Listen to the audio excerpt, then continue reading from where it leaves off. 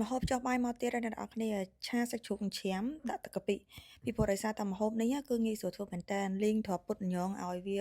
ឆ្អិនទៅបន្ទាប់មកគឺយើងដាក់ប្រេងដាក់ខ្ទឹមលីងវាឲ្យឈ្ងុយចាប់ផ្ដើមដាក់ខ្ទឹមក្រហមចូលជាមួយនឹងម្ទេសច្រាមចូលលីងសាច់ជ្រូកឲ្យឈ្ងុយចាក់ទឹកកាពិចូលចាអ្នកនរគ្នាចាប់ផ្ដើមចាក់ទឹកកាពិហ្នឹងមួយចំនួនចូលទេហើយជាមួយនឹងទឹកប្រឡាក់សាច់ចាក់ចូលបន្តិចមកប្រើតែពីរមុខនឹងគត់គឺអត់មានថែមគ្រឿងអីទាំងអស់ចាប់ផ្ដើមដាក់ទ្រាប់ពុតញងរបស់យើងដែលបានលីងឲ្យឆ្អិនចូលហ្នឹងណាចាលីងចុះលីងឡើងទៅគឺយើងចាប់ផ្ដើមចូលសាច់គ្នាឲ្យឈ្ងុយឡើងពេញផ្ទះហ្មងចាប់ផ្ដើមមកលាងបន្លែឲ្យស្អាតព្រោះដោយសារហ្នឹងយើងញ៉ាំបន្លែហើយខ្ញុំយកបន្លែហ្នឹងទៅសោះព្រោះដោយសារតែបន្លែអស់ហ្នឹងយើងចង់ញ៉ាំឆៅក៏បានតែខ្ញុំចង់ញ៉ាំសោះអញ្ចឹងយើងដាំទឹកក្តៅឲ្យពុះមកនៅពេលដែលសោះហើយកុំឲ្យឆ្អិនពេកតែឆ្អិនពេកអាលុយអត់ឆ្ងាញ់ទេណាជាពិសេសគឺផ្ទីនេះដាក់ផ្ទីខ្ចីអូឆ្ងាញ់ណាស់អ្នកនរគ្នាអើយមានតកួន